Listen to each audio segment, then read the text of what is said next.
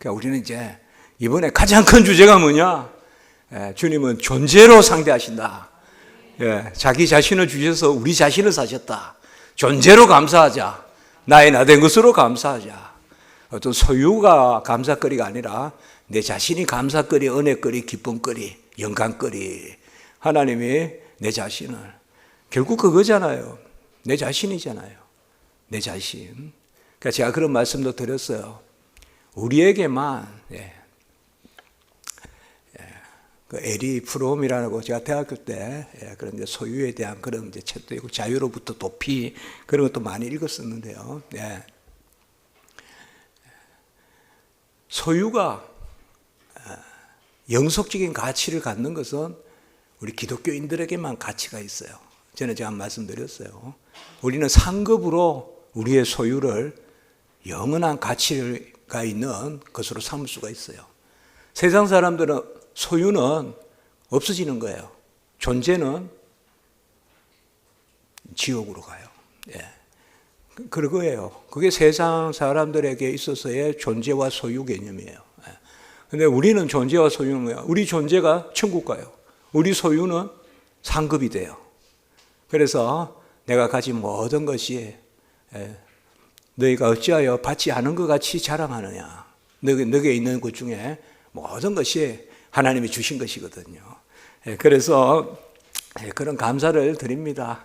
그래서 이번에 우리가 가장 강조한 것은 예수님께서 자신을 주셨다. 성경을 읽을 때 자기 몸을 희생제물, 향기로운 제물로 주셨다. 자기 자신을 대속물로 주셨다.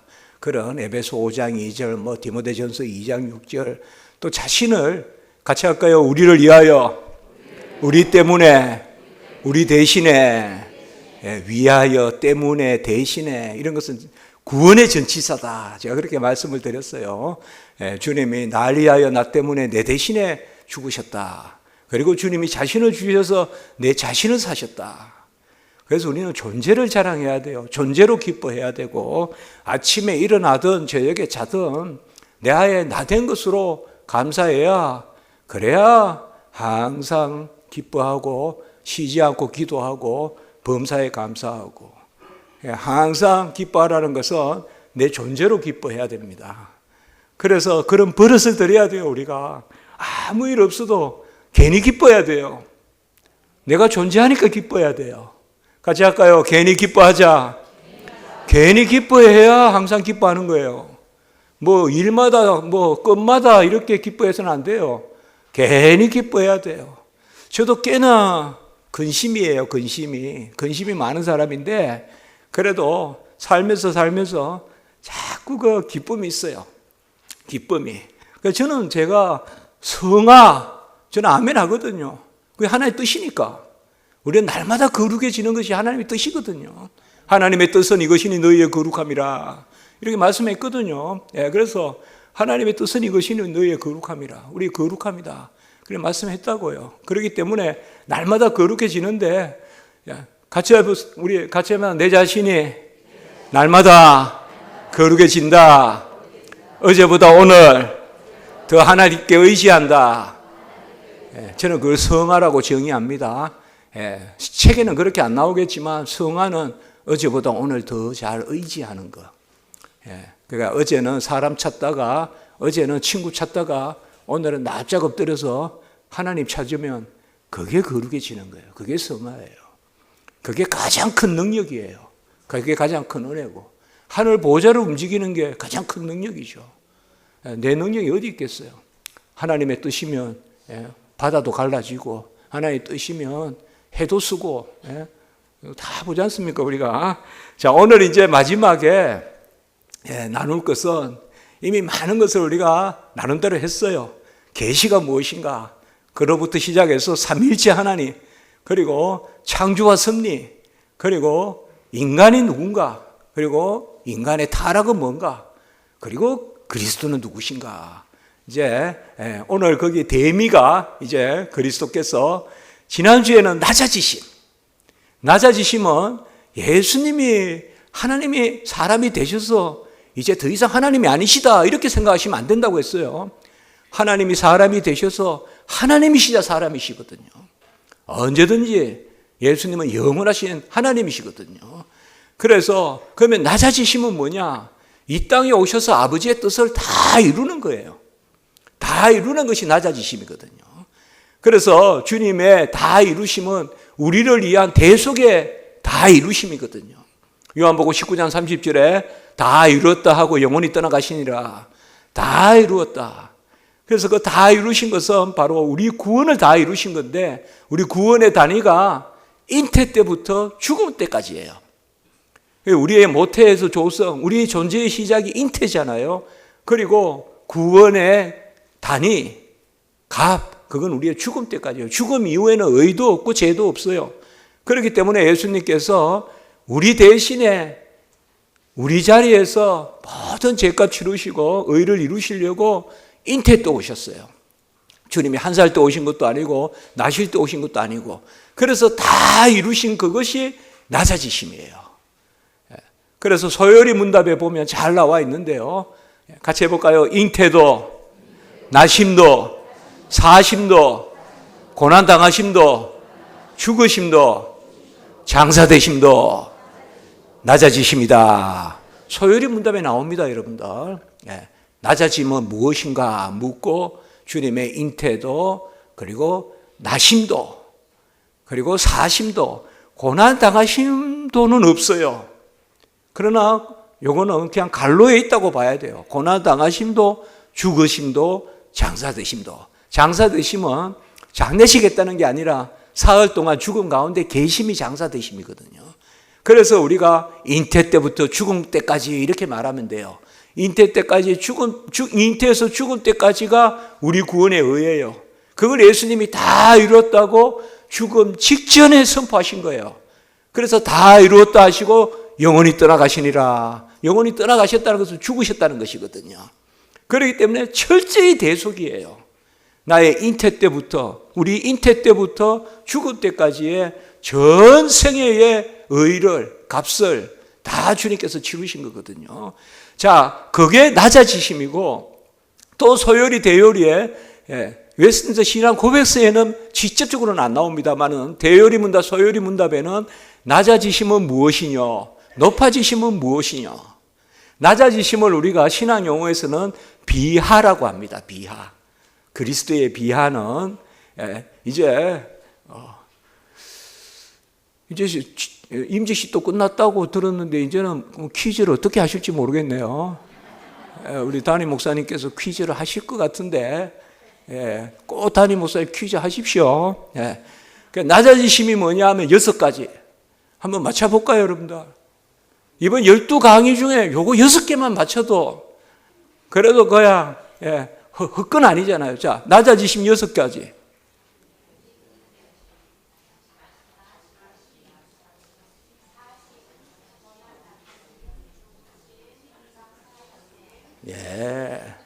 이쪽에 유다 땅이고 여기 서볼론 땅이네요. 이쪽에 유다 땅이에요. 이쪽은 서볼론 땅이에요. 죄송합니다.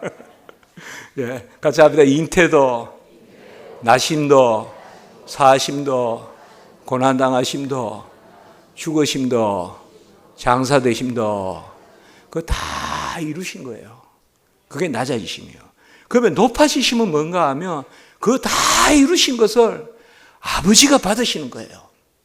아들이 이 땅에 오셔서 다 이루신 것을 아버지께서 받아주셔서, 아버지께서 받아주셨다는 것은 뭔가 하면 아들의 의를, 예수 그리스도의 의를 하나님의 자녀삼은, 창세전에 하나님의 자녀삼은 우리의 의로 삼아주셨다는 거예요. 그게 높아지심이에요. 그래서 그 높아지심의 시작이 바로 부활입니다. 부활은 뭔가 하면 예수님의 죽음이 단지 죽음이 아니라 생명을 살리는 죽음이다 이 말이에요. 달리 표현하면 죽음을 이기는 죽음, 죽음을 죽이는 죽음. 사망아 너 쏘는 것이 어디 있느냐? 사망을 대쏘는 죽음. 그게 부활입니다. 부활의 권능은 예수님의 죽음이 단지 죽음이 아니라 죽음을 죽이는 죽음, 죽음의 죽음으로서의 죽음. 이거는 이제 청교도 신학자 존 오웬이 책 이름이에요. 존 오웬의 책 이름, 유명한 책이 있습니다. 예수님의 죽음의 죽음으로서의 죽음. 이 말은 죽음을 죽이는 죽음. 여러분들 서문강 목사님이라고 계세요. 우리나라에서 번역 많이 하신 분입니다. 예, 좋은 책 많이 번역하셨어요. 우리 요한복음 주석 이런 것도 번역하셨고.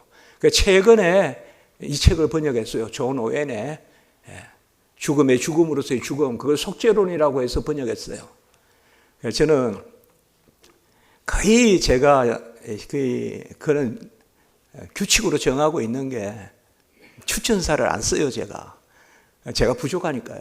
근데 많이 써달란 말을 해요. 근데 서문과 목사님 추천사는 쓰기로 했어요.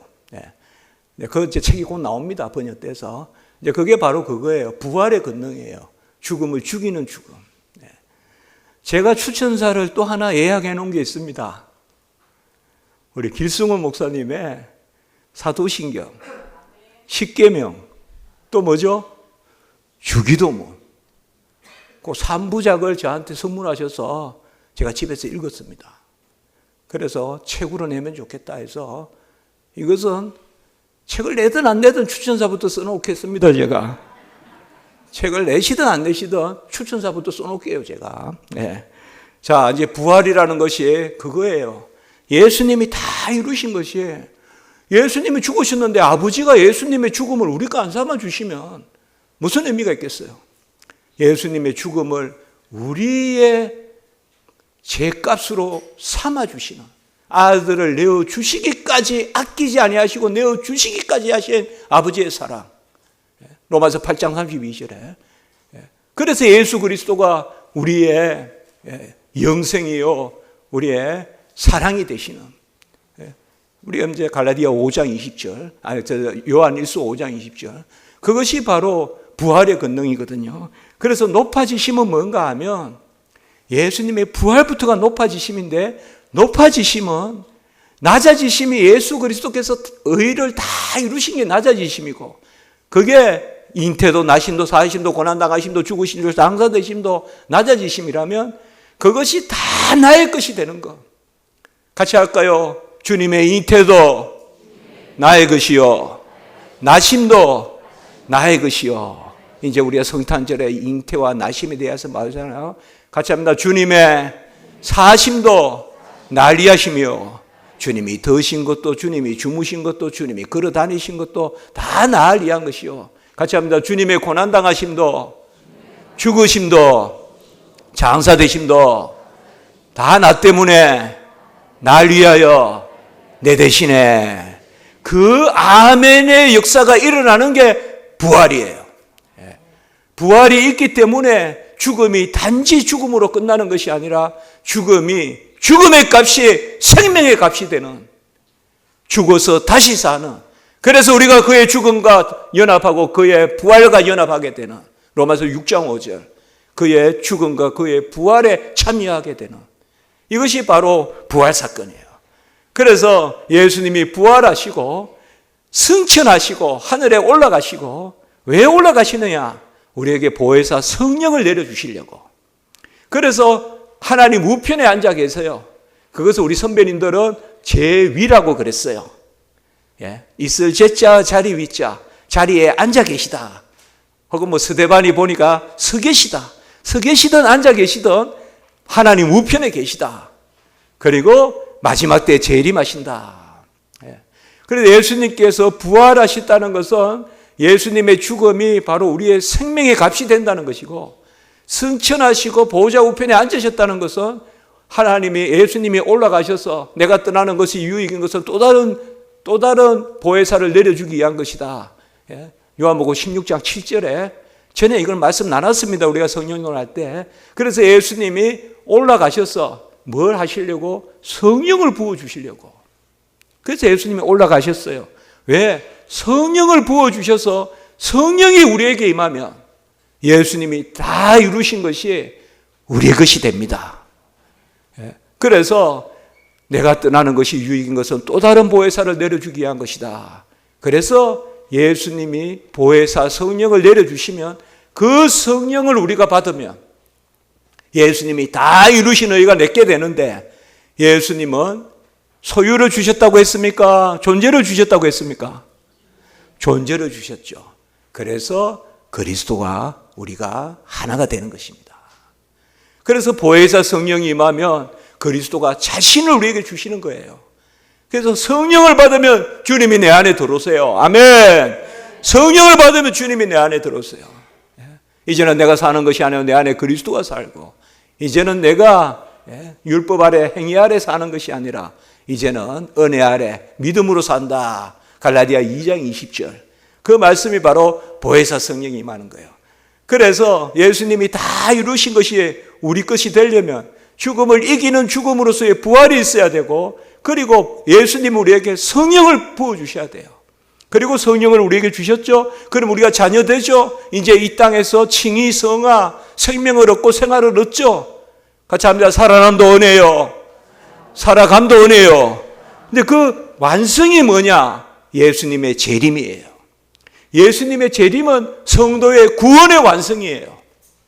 그래서 우리는 예수님이 마라나타, 아멘 주 예수여 어서 오시옵소서라고 요한계시록 마지막 장 마지막 절, 그리고 바로 앞에 20절 21절에 아멘 주 예수여 오시옵소서, 어서 오시옵소서, 마라나타라고 우리가 그렇게 기원하는 거죠. 그렇기 때문에 예수님의 네 가지가 높아지심이에요. 높아지심은 예수님이 다 이루신 것을 아버지께서 받으시고 그것을 우리 것 삼아 주시는 네 가지가 바로 예수님의, 첫 번째는 같이 할까요? 부활. 그 다음에 하늘로 올라가심, 같이 합니다. 승천. 그 다음에 보좌 우편에 계심, 재위. 그리고 마지막 때 다시 오심, 재림. 그래서 이걸 네 가지를 높아지심이라고 그래요. 그래서 낮아지심은 우리를 위하여 모든 의를 이루심, 잉태 때부터 죽음 때까지. 높아지심은 그 다 이루신 것을 우리 것으로 온전히 삼아 주심. 그게 네 가지가 있어야 되는 거예요. 마지막 때 완성까지. 그게 재림이란 말이에요. 마지막 때 주님이 오실 때 우리는 의인의 심판. 의인의 심판은 큰 은혜란 말이에요. 우리가 오늘 잠깐 보겠지만, 그래서 여기 보면 예수 그리스도가 높아지심을 승기라고 해요. 우리 이제 선배님들은 이거를 승기라고 해요. 예. 여러분, 저는 성 이런 거 잘 발음을 못합니다. 저는 경상도 사람이라 알아서 들으셔야 돼요. 예. 그래서 중보자 그리스도의 높아지심은 승기라. 예. 자, 이제 그러면 오늘 낮아지심은 뭐라고 했죠?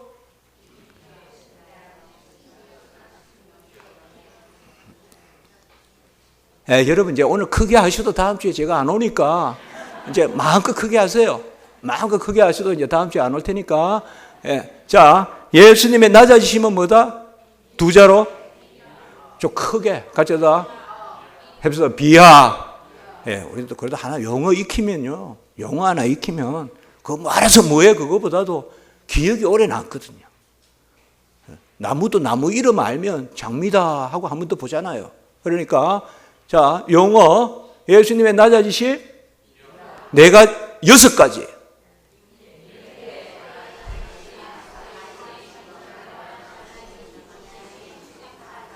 아멘.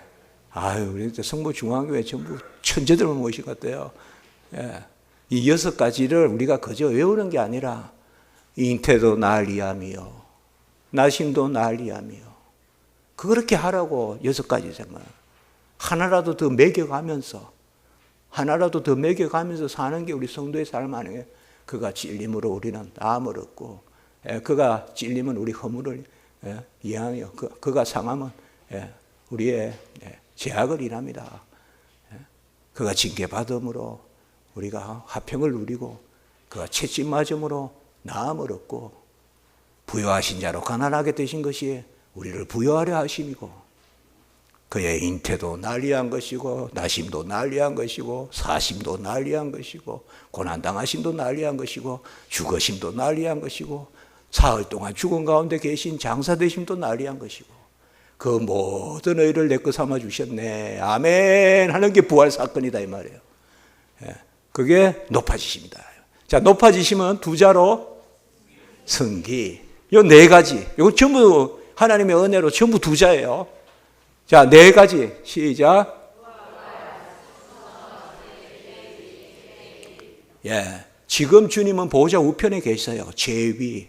그리고 이제 와요, 오세요. 때가 되면 볼지어다. 이제 오신다면 구름 타고 오시리라. 예? 호령 가운데 그리고 나팔 소리 가운데 번쩍이는 빛 가운데 오신다 이 말이에요. 불꽃 같은, 이게 다 성경에 나오는 말씀이죠. 예. 그래서 이제 이것이 높아지시면 다 나리한 것이에요. 그래서 우리는 의인의 부활, 첫째 부활, 생명의 부활, 그리고 의인의 심판, 예. 그것을 다, 예. 심판이니까 죄는 분명히 알려주실 거예요. 그런데 그 보좌에 앉으신 어린 양 예수 그리스도가 심판 주신대. 날 위하여 죽으신 어린 양 예수 그리스도, 유월절 양이 그 앉아 계신 분인데 우리가 심판이 두렵겠어요? 아마 우리 의인의 심판은 받아요, 우리도. 그러나 의인의 심판은 모든 죄를 알게 하실 겁니다, 우리가. 그러나 모든 죄가 사함받았다는 것도 함께 알게 하실 겁니다. 그게 의인의 심판이에요. 그러니까 그때부터 우리가 찬송을 안 할 수가 없어요. 이건 신학책에 안 나오지만, 그래서 마지막 심판, 최후의 심판, 백보자 심판, 그때부터 우리는 입을 다물 수가 없을 거예요. 항상 기뻐하고 범사에 감사하는 완전한 영화, 그것이 이루어집니다. 이제 그때 그게 바로 심판 때예요. 저는 그렇게 생각해요. 그래 믿어요.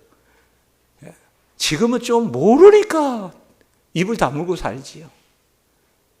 주님이 오늘 하루도 얼마나 많이 참으시고 용서하시고 베푸시고 한 걸 모르니까 덜 감사하지만 그때는 이제 다 알 겁니다, 우리가. 그러니까 뭐예요? 주님의 오심이 두려움이 아니라 주님의 오심이 대망이죠. 마라나타, 바라는 것이죠. 기대하는 것이죠. 그것이 바로 높아짐입니다. 바로 주님의 부활이 없다면 죽음도 믿음도 복음도 모두 헛것입니다. 주님의 부활은 단지 한 사람의 죽음의 값에 머물 수 있는 그 죽음을, 그저 죽음밖에 없다면 한 사람의 죽음의 값밖에 안 되는 것을 이제 주님이 죽으심으로 구원받은 모든 사람의 생명의 값이 됐어요. 그것은 바로 부활 사건 때문에 그렇습니다. 주님이 죽고 부활하심으로 죄의 삭은 사망이고 하나님의 은사는 영생인데 바로 주님이 죽으심으로 사망하심으로 그 값으로 우리에게 생명을 은사로 주셨어요. 은사는 선물입니다. 그래서 바로 죄의 삭은 사망이요 하나님의 선물은, 은사는 예수 그리스도 안에 있는 우리의 영생이다라고 이렇게 말했습니다. 부활이 있기 때문에 죽음의 값이 생명의 값이 됩니다. 예수 죽으심이 나의 생명의 찬송이 되는 거예요. 그래서 십자가 우리가 찬송하는 겁니다. 왜요? 부활이 없다면 십자가도 구원도 복음도 전도도 선교도 없습니다. 부활이 있기 때문에 십자가가 단지 죽음이 아니라 십자가의 죽음의 값이 생명의 값이 되었습니다. 그래서 로마서 4장 25절 같이 한번 읽습니다. 크게 안 읽으면 다음 주에 또 옵니다. 로마서 4장 25절 시작. 예수는 우리가 범죄한 것 때문에 내줌이 되고 또한 우리를 의롭다 하시기 위하여 살아나셨느니라. 그 밑에 것도 한번 읽어볼까요? 기독교 강요에 나오는 주님의 죽음을 시작. 주님의 죽음을 통해서 죄가 소멸되고 죽음이 사라졌으며 주님의 부활을 통해서 의가 회복되었으며 생명이 세워졌으므로 후자의 은총으로 말미암아 전자에 속한 고유한 능력과 효과가 우리에게 나타나게 된다. 부활이 있기 때문에 부활의 은총으로 말미암아 죽음의 능력과 효과가 우리에게 나타난다 이 말이에요. 예수 십자가의 그 능력과 예수 그리스도의 십자가의 효과가 나타난다. 부활이 있기 때문에 십자가가 멸망당하는 자들에게는 미련한 것이나 구원을 얻은 우리에게는 하나님의 능력이 됨이라. 고린도전서 1장 18절. 십자가가 구원을 얻은 우리에게는 하나님의 능력이 된다. 무슨 사건이 있기 때문에? 부활이 있기 때문에. 주님의 죽음의 값이 부활이고 부활의 값이 죽음입니다. 이건 제가 이렇게 써봤습니다. 주님의 죽음의 값이 뭐예요? 죽음의 가치가 부활이고 부활의 가치가 죽음이고, 그래서 죽음과 부활은 함께 묵상해야 돼요. 부활을 생각하면 죽음을 생각하고, 죽음을 생각하면 부활을 생각하고, 그것이 바로 우리가 예수님이 우리에게 베푸신 그 생명의 대속의 은혜입니다. 사람으로서는 죽으시고 하나님으로서는 죽음을 죽이시고, 그래서 로마서 1장 13절과 4절에서 그렇게 말한 것이에요. 혈통으로는 다윗으로 나서 부활의 그 영으로는 바로 하나님의 아들이 되신 줄 믿습니다. 주님이 사람으로서 죽으시고 하나님으로서 부활하셨으므로 우리에게 생명을 주게 됩니다. 사도행전 3장 15절 베드로가 설교했잖아요. 우리가 생명의 주를 주겠다. 그를 하나님이 살리셨다. 우리가 이 일의 증인이다. 제가 꼭 그렇게 나누었습니다. 나 때문에 내 대신에 날 위하여 죽었으니 내가 죽인 것이다. 같이 합니다. 내가 주님을 죽였다. 그거를 꼭 내가 어떤 활을 쏘아서 창을 찔러서 죽인 게 아니라 나 때문에 날 위하여 내 대신에 죽었으니 우리가 그를 죽였다. 이게 초대교회 설교라고요. 우리가 죽인 그를 하나님이 살리셨다. 그러면 뭐예요? 하나님이 그 죽음을 우리 구원의 값으로 삼으셨다. 하나님이 살리셨다. 같이 합니다. 세 번째는 같이 합니다. 우리가 이 일의 증인이다. 멋있잖아요. 어부가 예수 만나서 사도가 돼가지고 딱 첫 설교를 하잖아요. 사도행전 3장 15절. 어부가. 저도 신학교에서 그렇게 기도해요. 어부 데려다가 3년 만에 사도 만들고 제자 만들었듯이 우리 학생들도 그렇게 삼아주소서. 모래가 다이아몬드가 되게 하소서. 그걸 합니다. 그렇게 하거든요. 바로 주님이 사람으로 죽으셔서 우리의 생명의 주가 되셨다. 얼마나 감사합니까?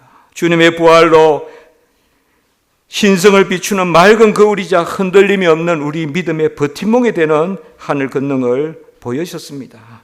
그래서 우리가 부활의 권능에 참여하게 하셨습니다. 베드로전서 1장 21절 한번 같이 읽습니다. 시작. 너희는 그를 죽은 자 가운데서 살리시고 영광을 주신 하나님을 그리스도로 말미암아 믿는 자니 너희 믿음과 소망이 하나님께 있게 하셨느니라 라고 말했습니다. 아버지가 아들을 내어주셨습니다. 화목제물로 보내주셨어요. 독생자를 화목제물로 우리에게 보내주셨습니다. 그래서 부활로 십자가에 완성이 있습니다. 부활과 십자가는 같이 있는 겁니다. 사실 주님은 창세전에 이걸 작정하신 거죠. 죽고 부활하심을 작정하신 것이에요. 그래서 예수님의 십자가가 생명의 문이 되는 거죠. 왜요? 부활로 찢어지는 거죠. 그것이 바로 부활의 권능입니다. 그러므로 부활은 세 가지의 열매가 있습니다. 우리가 주로 부활절이라면 생명만 생각하기 쉬운데요. 역시 첫 번째는 부활의 열매는 죽었던 게 살아나는 것입니다. 첫 번째 보면 바로 새 생명을 얻는 것입니다. 이건 제가 써보는 표현입니다. 생명의 부활. 생명의 부활. 두 번째는 생명만 부활한다 하지 말고 날마다 죽노라 했잖아요. 사도 바울이. 나는 날마다 죽노라. 이 말은 나는 날마다 사노라. 생활의 부활이 있다고요. 살아남도 살아감도 은혜고, 살아남도 부활의 권능이고, 살아감도 부활의 권능입니다. 날마다 죽노라 합니다. 여러분들 우리 삶이. 그러나 하나님의 은혜로 날마다 사노라 할 줄 믿습니다. 한 번 생명을 주셔서 살아나게 하시니가, 생명을 주시니가 어찌 생활을 주시지 않겠느냐. 아들을 아끼지 아니하시고 내어주시니가 어찌 그와 함께 모든 것을 더하여 주시지 아니하겠느냐. 로마서 8장 32절 다시 인용하면 아들을 아끼지 아니하고 내어주시니가 어찌 그와 함께 모든 것을 더하여 주시지 않겠느냐. 크게 외치시다. 생명을 주신 분이 생활 주신다. 나를 살리신 분이 그냥 두시겠습니까? 그래서 부활의 권능은 첫 번째는 생명의 부활의 권능이고 두 번째는 생활의 부활의 권능이에요. 우리가 부활절에 보면 주로 생명만 이야기해요. 아니요. 생활의 부활이 있는 거예요. 나는 날마다 죽고 날마다 살고. 그래서 계속적 회개가 있고, 그리고 계속적 회개의 열매가 맺히고, 그게 우리 성도의 거룩한 삶이거든요. 그리고 세 번째가 뭔가 하면 부활의 열매는 첫째 부활이신 바로 첫째 부활이라고 표현 쓰면 그렇고, 같이 한번 부활의 첫 열매, 부활의 첫 열매가 되시는, 고린도전서 15장에 나오는 말씀이잖아요. 부활의 첫 열매가 되시는 그 예수님으로 우리도 부활한다는 그 확신을 가지게 되죠. 그래서 부활절에 주로 첫 번째와 세 번째를 많이 우리가 나누는데 두 번째도 같이 나누어야 돼요. 생명의 부활, 생활의 부활. 우리 성복 중앙교회 성도님들 날마다 좀 찌뿌둥해도 다시 날마다 죽노라가 있어도 날마다 사노라가 있는 그런 은혜의 역사가 있기 바랍니다.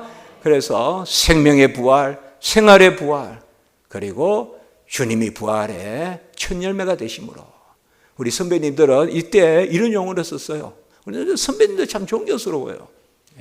우리 선배 목사님들 같이 합니다. 부활의 후속 열매다. 그런 말을 썼어요. 우리는 그를 예수님의 첫째 부활이고, 헬라어로 아파르케라고 하는데 첫째 열매고 첫 열매. 우리는 후속 열매다. 예수님의 참 한 열매가 열리니까 막 따라 열리는 거 있잖아요. 그래서 우리도 부활의 예수님이 우리의 부활의 모범이다. 부활절에 요 세 가지를 꼭 새기면 좋아요. 내 생명이 살아난 날이요, 내가 날마다 사노라. 지금 우리가 사는 게 성화 단계잖아요. 칭의 단계의 생명의 부활은 이미 경험했고, 날마다 이제 성화 단계의 부활을 또 우리가 경험하고, 그리고 우리 주님이 첫째 열매고, 우리에게 약속된 우리 후속 열매고. 자, 승천과 제의는 뭔가 하면 이제 주님께서 아까 말씀같이 죽고 부활하시고 하늘에 오르시는 것이 승천입니다. 그래서 뭐하러 올라가셨느냐? 보혜사 성령을 부어주시러 올라가셨어요. 그게 요한복음 14장에서 16장까지 예수님께서 마가 다락방에서 강화하신 거, 그 딱 주제가 그거 하나예요. 앞으로 내가 떠나가는 것이 유행해서 또 다른 보혜사를 내려준다. 요한복음 14장 16절, 16장 7절 그걸 나오는 말씀이에요. 그래서 너희와 영원히 함께 있다. 이제 그겁니다. 그래서 주님이 하늘로 올라가신다는 것은 바로 거기에 자기 육체의 현존을 우리들 위로 들어가신 것은 지상에서 나그네의 삶을 살아가고 있는 신자들과 더 이상 함께 하지 않는다는 게 아닙니다. 오히려 더 긴밀하게 우리와 함께 계시려고 하늘에 올라가신 거예요. 이건 말이 되지 않지 않냐? 아니요. 제자들과는 함께만 있었어요. 그러나 예수님은 이제 우리 속에 들어오시려고. 우리 속에 어떻게 들어와요? 아까 말씀같이 보혜사 성령을 부어주셔서. 그래서 보혜사 성령이 임하면 그 성령은 예수 자신을 우리에게 주시는 영이니까. 존재. 그래서 내가 올라가는 것은 유익인 것은 또 다른 보혜사를. 그래서 보혜사 성령이 임하면 요한복음 14장 17절에 같이 합니다. 너희와 함께 너희 속에 거하겠음이니라. 우리와 함께만 있는 것이 아니라 우리 속에 거하신다면요, 우리 주님께서. 진정한 임마누엘이라고요. 우리 주님의 이름이 성취된다고요. 어떻게? 보혜사 성령이 임하면. 그게 바로 신약시대 교회예요. 보혜사 성령의 임재, 오순절 성령 강림 사건. 그래서 예수 그리스도가 우리 안에 오시는. 그래서 우리와 함께 사시고 우리 안에서. 제자들이 더 좋아요? 우리가 좋아요? 제자들은 함께만 있었다고요. 성령 받기 전에 있었던 사람들, 신약시대 예수님과 함께 있었던 사람들. 물론 그들도 후에 성령을 받지만은 성령을 받았을 때 이제 안에 계신단 말이에요. 함께만 있다면 우리가 찾아야 돼요. 바깥에서. 그러나 함께도 계시고 안에 계시기 때문에 이제는 어디 가나 두려움이 없어요. 어느 유벽한 곳에, 한적한 곳에, 어느 외진 곳에 내 혼자 누워있던, 고적하게 살던 주님이 나와 함께 할 줄 믿습니다. 주님이 나와 함께 계세요. 항상 함께 계세요. 떠나지 아니하세요. 같이 합니다. 딱 끝까지 영원히 세상 끝날까지. 사도행전 1장 8절, 요한복음 14장 16절, 마태복음 28장 20절. 저는 이 세 부사를 좋아해요. 같이 합니다. 땅 끝까지 영원히 세상 끝날까지 함께 그리고 속에. 요한복음 14장 17절. 너희와 함께 그리고 너희 속에 거하겠음이니라. 이게 성령이에요. 예수 그리스도 보혜사 성령이에요. 이거는 구약시대 때는 신약시대 성령의 그러한 경륜이 아니에요. 구약은 액경륜은. 구약시대 때도 성령의 역사가 있었지만 신약시대의 성령의 경륜은 예수님이 다 이루신 의를 이제 우리 것으로 삼아주시는, 그게 하늘로 올라가심의 목적이에요. 예수님이 하늘에 오르신 것은 지금 몸은 이곳에 계시지 않지만 예수님은 하나님으로서는 모든 곳에 계시죠. 육체의 현존은 제자들 보는 데서 올라가셨잖아요. 그렇지만은 그의 하나님의 아들로서의 현존, 이런 것을 우리가 전문 용어로는 의미의 현존이라 그래요. 육체의 현존은 떠나가셨지만 의미의 현존은, 존귀하신 하나님의 현존은 우리 가운데 함께 있죠.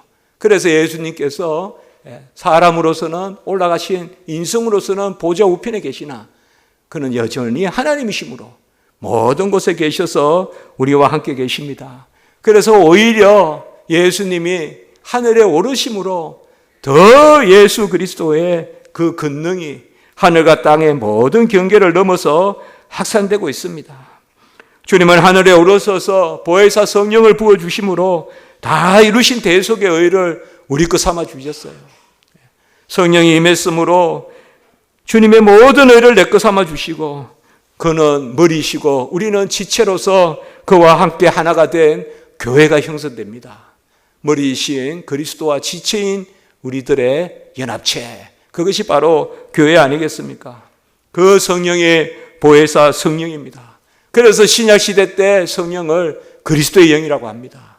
이것은 바로 예수님이 부활하시고 승천하셔서 보좌 우편에 계심으로, 제의하심으로 우리에게 부어주시는 성령의 역사입니다. 아멘! 성령의 역사예요. 그래서 그 성령을 받으면 그리스도의 모든 의가 내 것이 되기 때문에 다 이루신 의가 다 내 것이 되는 것입니다. 생명의 의, 생활의 의, 전 구원 가정의 의가 다 내 것이 되는 것입니다. 그의 잉태도 나심도 사심도 고난당하심도 죽으심도 장사되심도 다 나를 위한 것입니다. 성령이 임하기만 하면, 성령이 임하기만 하면 다 역사예요. 그러니 기쁘죠. 감사하죠. 존재가 있으니까 소유를 나누는 거죠. 떡을 떼고. 예수 존재를 얻으면 우리 소유를 사용하는 거죠. 그때 또 소유가 값이 있는 거죠. 기도 많이 하십시오. 부유하게 해달라고 기도하십시오. 다만 주를 위해 살기 위해서 부유하게 해달라고 하십시오. 아멘. 그게 우리 인생의 의미 아니겠습니까? 뭐 얼마나 더 행복합니까? 제가 대학교 1982년도에 입학했는데 그때 저기 동대문 거기 가서 1,000원짜리인가 500원짜리인가 신발도 사 신고 이렇게 했는데 동대문에 막 그런 게 있었어요. 나이키 말고 뭐 니케 이런 거 있었어요. 이름이 비슷해요. 그때 그런 거 많았어요. 그런데 지금은 뭐 엔간히 그냥 뭐 잘 신어요. 신발도 그때는 뭐 브랜드도 없고 그런 거 신어요. 그것도 떨어질 때까지. 그 뭐 브랜드 좋은 신발 신는다고 뭐 옛날 어느 국회의원의 말씀 같던데, 제가 비행기 탔는데 그분이 옆에 탔는데 삶이 좀 나아지셨습니까? 그분이 그 말을 했대요. 그 한복 입고 다니시는 분인데 공중에 날아다니시는 분이래요. 그분이. 제가 사천에 다문화 가정을 하는 제 제자를 도왔어요. 그 사천 갔다 오다가 비행기에 그분하고 같이 탄 거예요. 그쪽 국회의원이래요. 여러분, 형편 많이 좋아졌습니까? 예. 우리 이렇게 기도해야 돼요. 같이 합니다. 주님 안에서 형편이 좋아져야 하늘 상급이 된다.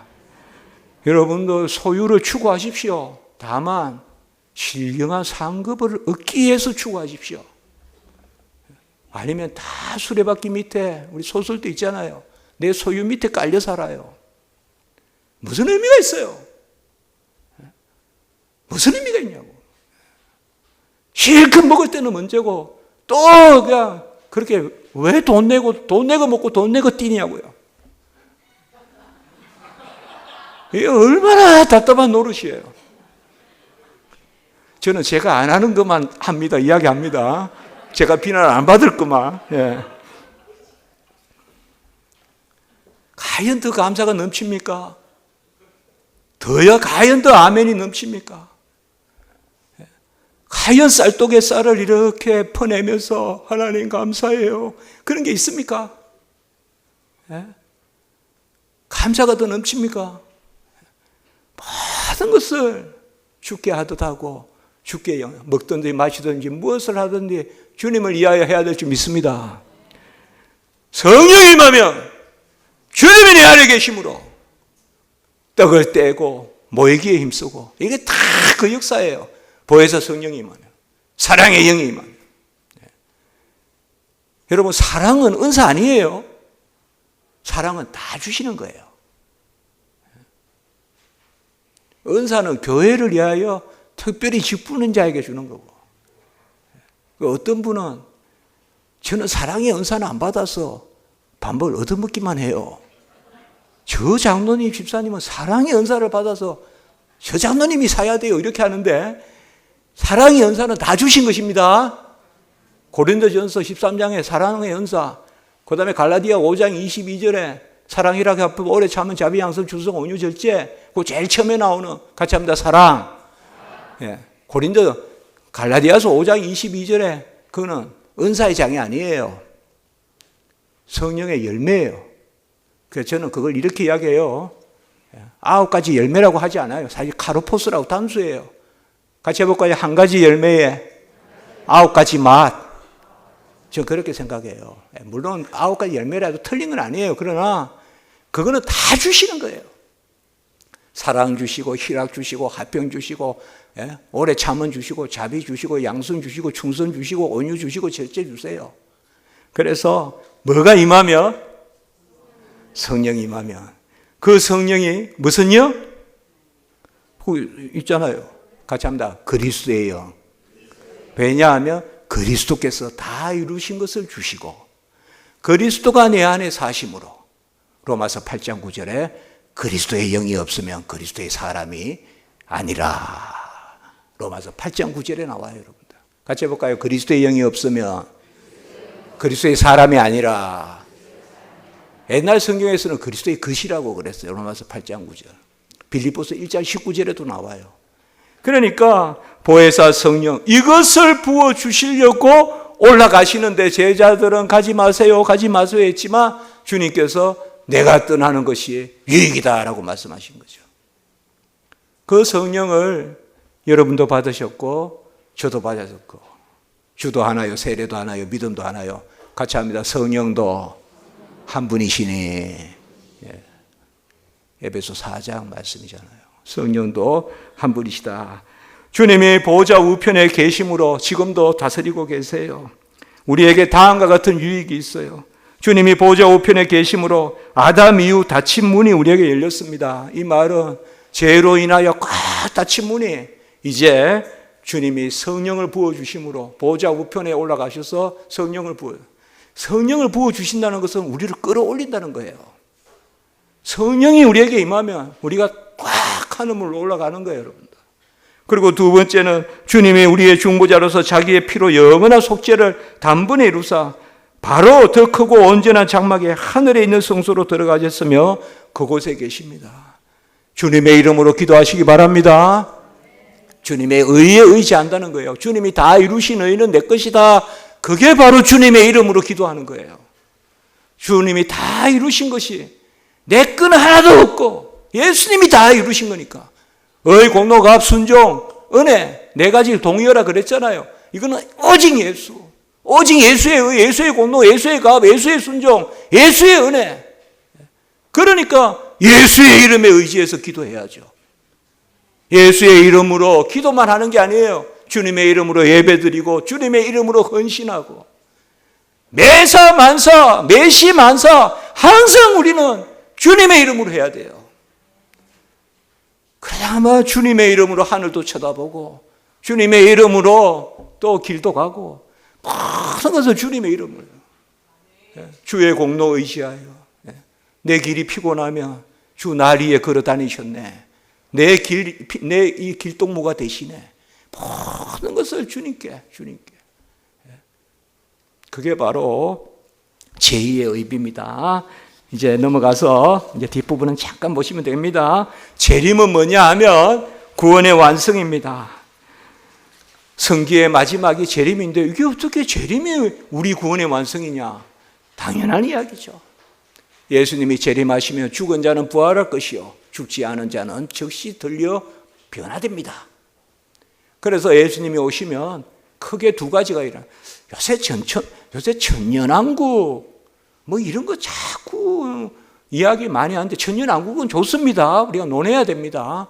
그러나 종말론의 주제는 그게 아닙니다.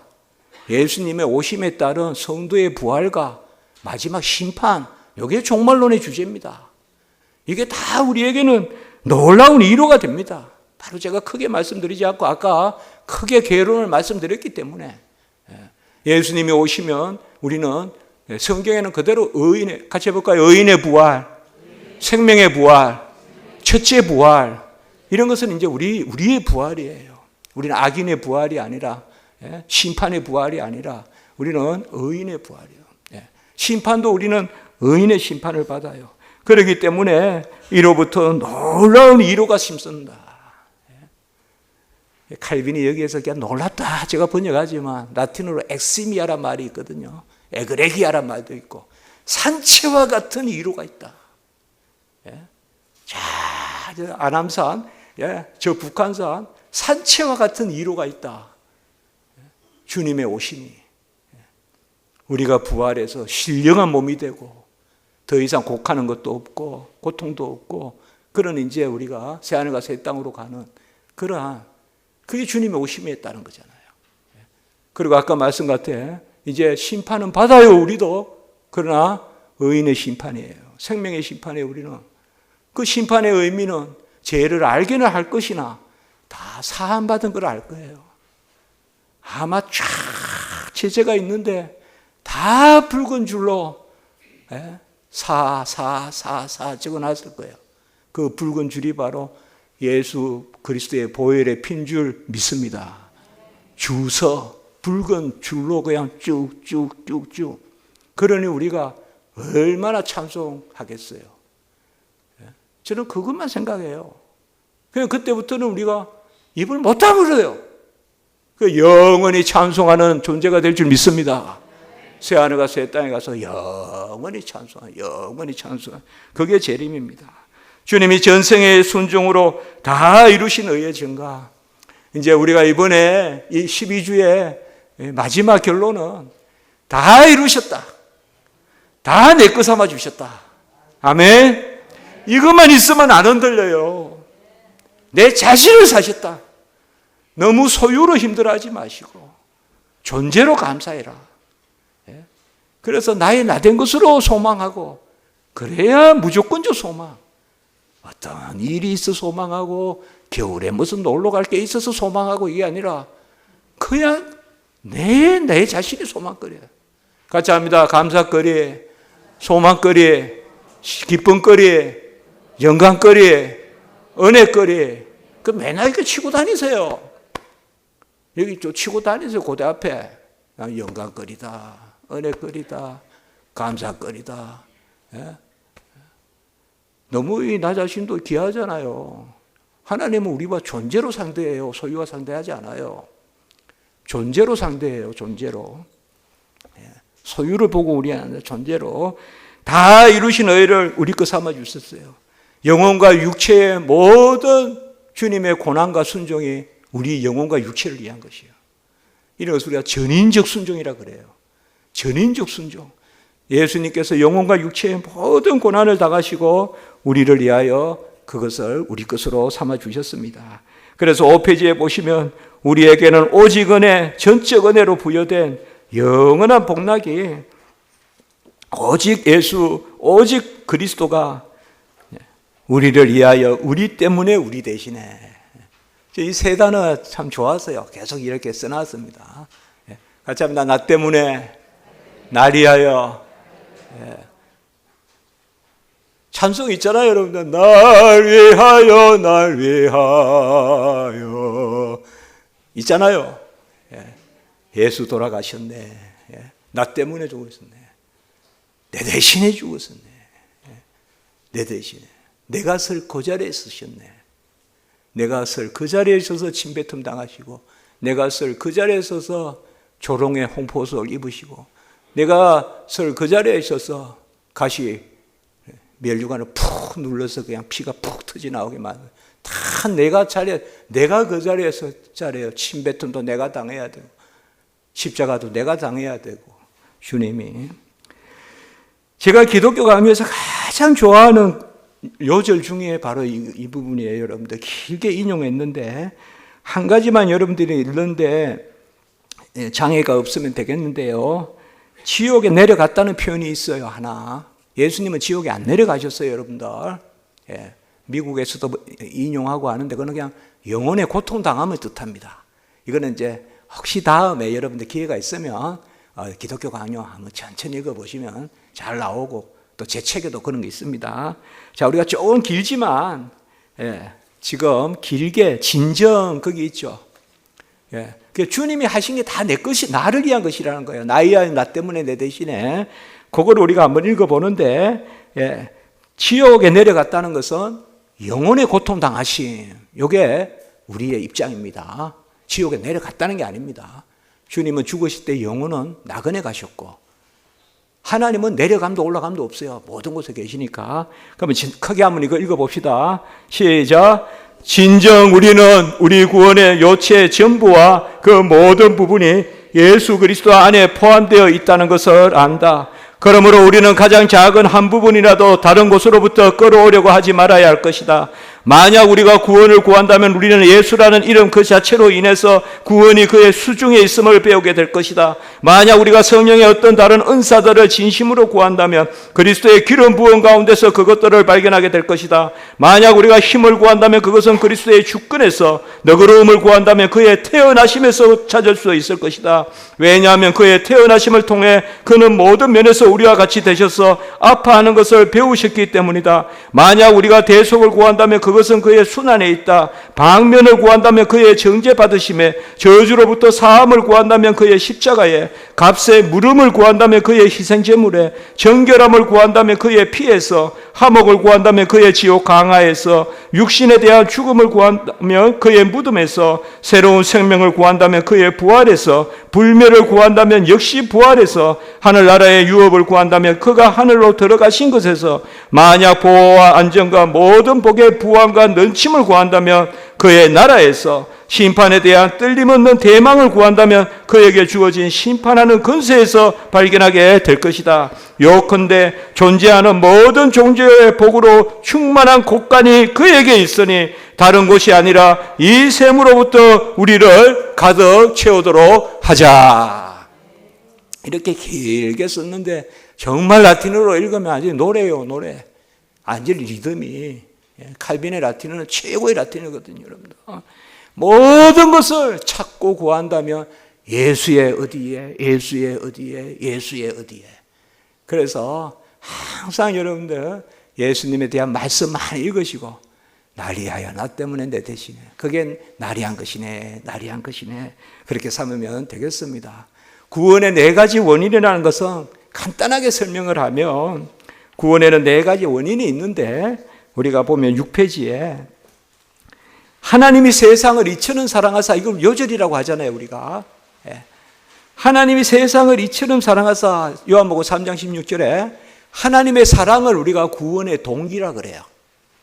구원의 동기. 구원의 동기는 하나님의 사랑이에요. 내가 너를 사랑하였노라. 그게 끝이에요. 독생자를 주셨으니 이것을 우리가 전문 용어로 구원의 진료라 그래요. 우리가 배가 고프면 밥을 먹어야 되잖아요. 그걸 진료라 그래. 그냥 전문 용어인데 한번 썼습니다. 예? 배가 고프면 밥을 먹어야 되잖아요. 바로 구원의 진료는 예수님이세요. 이것을 우리가 계속 이번에 12주간 우리가 좀 보았던 예수님의 의, 공로, 값, 순종, 은혜 이렇게 5가지 단어 써도 되고 예수님 자신이라고 해도 돼요. 그래서 여기서는 뭐예요? 독생자를 주셨으니 이걸 이제 진료인이에요. 자, 배가 고파요. 누가 밥을 줘요. 그러면 바로 사랑해서 밥을 줘요. 사랑이 동기고 밥이 진료라고 해요. 그것을. 다른 용어를 찾기가 철학 용어인데 칼빈도 이 용어를 쓴 거예요. 그래서 철학자들을 따라간다는 것이 아니라 그 자체다 이 말이에요. 구원의 자체. 그러면 그 밥을 밥그릇에 담아서 먹잖아요. 우리가 숟가락으로 퍼먹잖아요. 그게 믿음이거든요. 그 다음에 뭐예요? 이는 그를 믿는 자마다 요거를 우리가 도구인이라 그래요. 도구인. 그러니까 숟가락이 도구고 믿음이 도구고 밥은 예수님의 의, 공로, 값, 은혜, 순종 한마디로 예수님 자신이고 그리고 아버지의 사랑으로 주신 것이고 그러면 목적인이 뭘까요?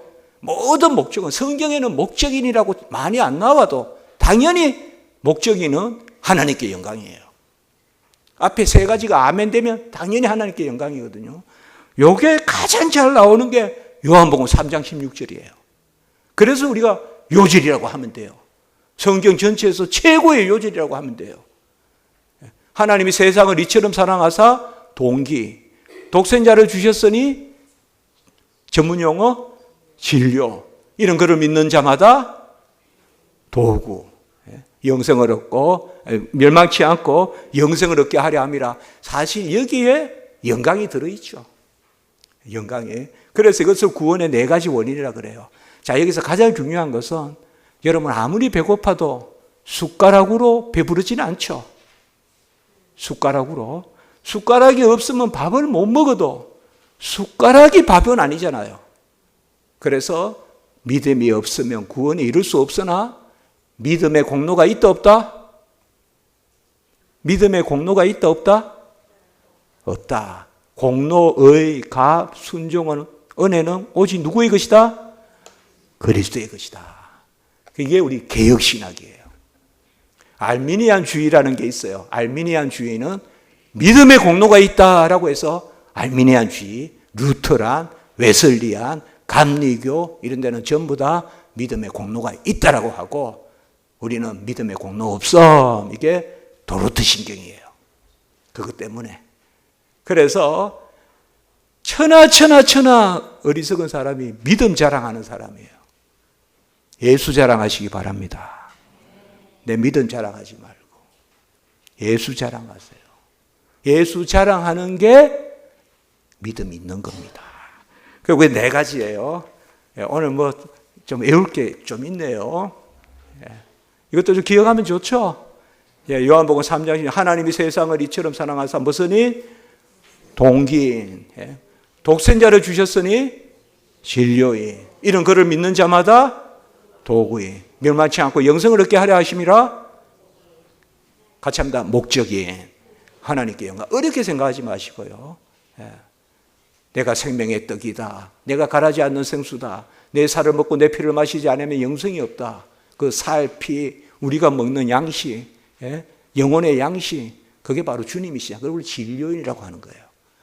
그런데 믿음이 없으면 그걸 못 퍼먹어요. 믿음이 없이는 하나도 못 퍼먹어요. 그래서 예수를 믿어야 돼요.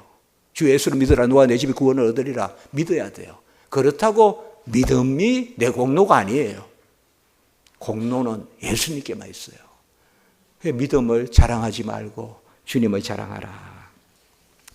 그래서 이제 마치도록 하겠습니다. 7페이지 위에 있는 하나만 보시면 되겠어요. 같이 한번 해볼까요? 사랑의 시작은 의다. 이것만 보시면 우리가 제가 되겠습니다. 프린키피움 아모리스 에스토 유스티아라고 하는데 이거 라틴어입니다, 여러분들.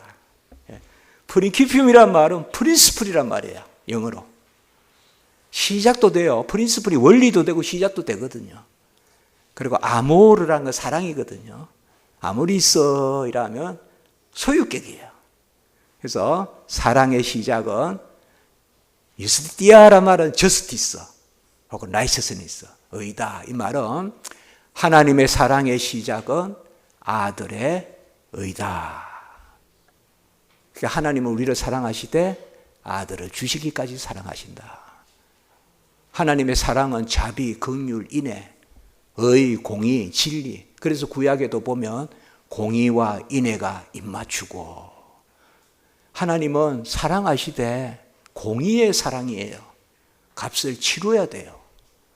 그래서 하나님의 사랑의 시작은 아들의 값이다. 여기서도 우리가 이제 잘 12주간 배웠다면 여기에 의 대신에 나란히 뭘 쓸 수가 있어요? 값, 공로, 순종, 은혜. 그 말은 항상 같은 말이에요. 앞으로 성경 읽다가 의, 공로, 값, 순종, 은혜 이런 말 나오면 전부 주님께 돌리세요. 아멘. 그래서 사랑의 시작은 의다. 아버지의 사랑의 시작은 아들이 주시기까지 하시는, 그래서 다 이루신 의다. 그래서 값싼 은혜가 아니고 아들을 주시기까지 하신 헤아릴 수 없는 값의 은혜다. 그래서 우리 성도님들께서는 값싼 은혜에 제발 허우적 하시지 말고 보혈의 공로에 헤아릴 수 없는, 값을 헤아릴 수 없는 은혜에, 그 장중에 아주 생수의 강에 넘치는 은혜가 있길 축복합니다. 기도드리겠습니다. 거룩하고 자비로우신 하나님 아버지, 12주간 하나님이 잘 지켜주셨습니다. 그동안 또 교회, 또 지하 공사까지 해서 또 물길도 잘 안전하게 보호해 주셔서 교회가 더욱 든든하게 또 서게 하시는 것도 감사합니다. 12주간 배우고 익힌 것이 그저 생생하게 땅에 떨어져 있지 말게 하시고 잘 썩혀져서 100배, 60배, 30배의 결실을 보는 그러한 지식이 되게 해 주시옵소서.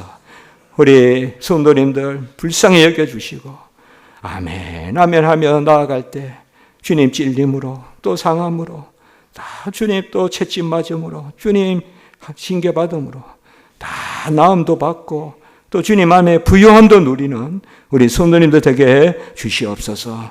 이 모든 것을 또 주장하시고 또 계획하시고 또 아버지와 함께 이루어 가셨던 우리 기수 목사님 위에, 담임 목사님 위에 은혜의 은혜를 더하여 주시고 강건하게 하시옵소서. 기도와 소원과 간구 위에 함께 주시옵소서. 이 성북중앙교회를 강북의 뛰어난 그런 우수 솟는 교회로 세우는 그 일로 하나님 앞에 소원하오니 하나님 주님 인도하여 주시옵소서. 우리 장로님들과 모든 성도님들 위해 은혜 위에 은혜를 더하여 주시옵소서. 돕는 부교육자님들 위에도 함께해 주시옵소서. 예수님의 이름으로 기도드리옵나이다. 아멘.